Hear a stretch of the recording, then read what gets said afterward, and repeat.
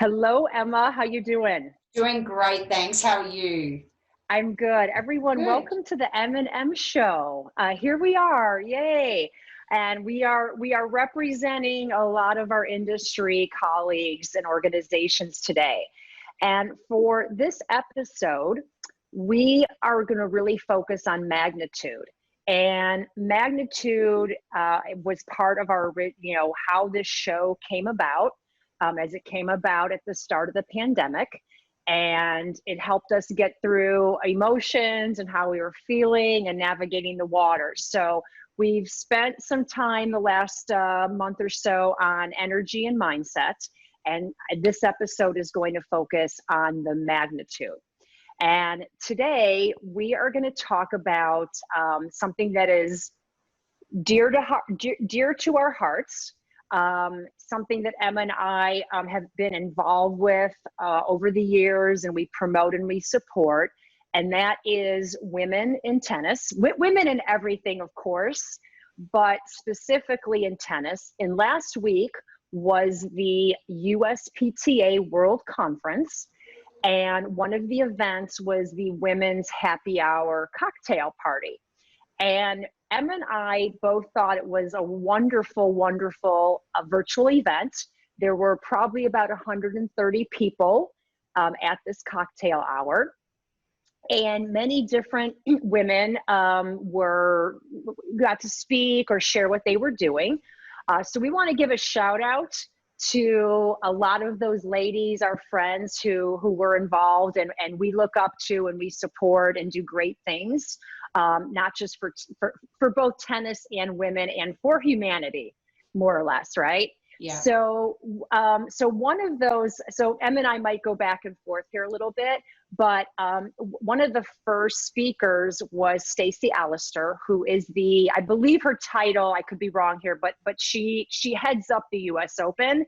Tournament director might be her title, I'm not sure. She was formerly the president CEO of the WTA. And it was really great to hear her talk about, making the US Open happen, which we all knew. I think they did a wonderful job of pulling it off, number one, but all the struggles that they had to do to make that happen.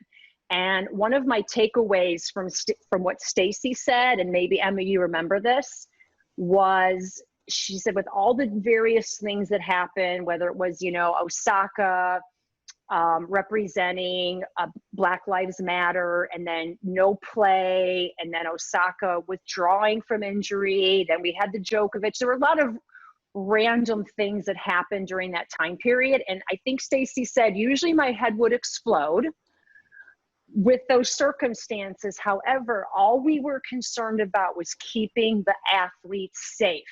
And every morning at the meeting was, did everybody test negative for COVID? And that was a great day. Is that pretty much how she stated it, Emma? Yeah, it was, I just remember her saying at 5 a.m. she'd wake up, and I'm sure very little sleep, I undoubtedly during, that time period. And just when she would check the message, right, okay, everyone's negative, it's a good day. And I think, when you take your focus onto something like that, it shifts, doesn't it? It shifts from, what you think is all these, problems and scenarios to all of a sudden you've got one daily focus, keeping everyone healthy and safe. And it shifted the mindset, I think. And it was just a cool story of resilience. And just, I love even again, her journey. I loved learning a little bit about where she came from and what she's doing now. Which was really cool. And of course, Trish Faulkner, I mean, what a legend in the industry, and a role model for, young coaches out there. She's a pioneer, isn't she? And she led the event really well.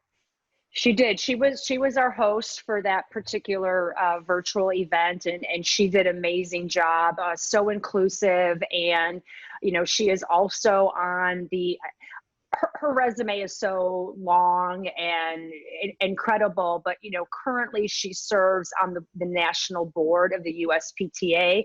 So look where we have some females in place, with Stacy at the US Open, Trish on our USPTA board, and as well as some of the other gals that we're going to be talking about here next. Emma, do you want to talk about Sarah? Yeah, I've been a huge supporter of the WTCA, the Women's Tennis Coaching Association, since it's, the first logo design. And and I play doubles with Sarah Stone, and she asks the pointed questions.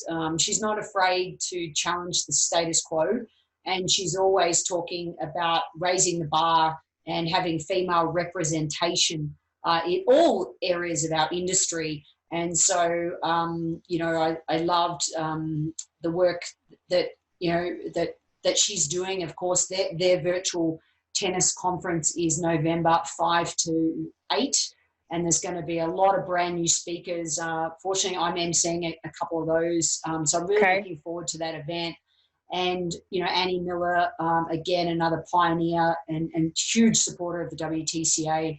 And Leslie Allen, also comes to mind in terms of, just the work that she does tirelessly in this space for representation to make us all aware of what we can do better. And the other thing that I loved even about this virtual event specifically was how a lot of positives were reinforced. A lot of the things that we're doing well were reinforced. And the strengths of organizations of raising quotas and role models and what is it, and asking questions like, what is it you're doing to be able to make a difference in this space? And one more quick thing I'd love to share, of course, is the fact that there were male champions of change on the call. And, a lot of the time, and somebody mentioned, it might have even been, I can't remember who said it, but someone said that we need to empower these men to help with these numbers, these quotas, putting the right people in the right jobs and empowering them to be able to stretch their comfort zone and achieve their tennis goals and dreams. And so that was really positive. And of course, Craig Morris, another Aussie who's heavily involved there at the USTA, he does have empathy, and he does have one of those qualities, and you have to have that to be able to understand what we're trying to do here, which is continue the movement of the legends that have come before us. And what is it? Stand on the shoulders of those that have come before us, the giants. Yeah. So we can continue to take steps forward. But what else, Michelle, stood out for you? Yeah, I'm just going to give a couple more shout outs to some of our very impressive female colleagues. So Kim, I'm so sorry if I pronounced your name incorrectly, but Kim Bastable, she is at University of Florida, and she is now heading up the professional tennis management program there. So that's one of the newer ones to our list. So that's great. We had Andrea Barnes, and she is very involved in tournaments for the different senior age groups, right, Emma? Yeah, correct. Yeah. Okay. And then I'm going to give a shout out to Claire Carter out of Northern California. Check out her Instagram page. She does some really fun stuff. She's very talented. Another of our colleagues, Margaret Bannon, she is also online, and she is doing yoga for tennis. So lots of really spectacular, special gals out there doing some very cool stuff. And one of the highlights, of course, we both didn't expect it, but when Trish turned around and asked about the M&M show, she said, well, how did this start? And that was really nice, just to share the journey of the M&M show. And, we haven't missed an episode. We've done a total of 61 now. And we're continuing to, even though they're only weekly, the flippin' Wednesdays. But we're here, and we're still here, and we won't be going anywhere. We're really here to help each other through this period and beyond. So thank you, Michelle, and thank you everyone at the USPTA for this opportunity. And certainly, we look forward to doing it again, because it's the Judy Murray snowflake concept, isn't it? The one snowflake at a time builds momentum, and it gets bigger and bigger and bigger. And that's how we make a difference for real gender equality in this space. Because, Michelle and I know tennis coaching, one of the greatest gifts in the world. It is. So. It is. All right. Well, excellent. So glad we got to give a shout out to all of our colleagues, our female colleagues. Thanks, Emma, for a great episode. We'll see you next time. Bye, everybody. And so that's us signing off as the M Show, and that is your daily energy boost. Make sure you subscribe to our YouTube channel. We'll see you next time.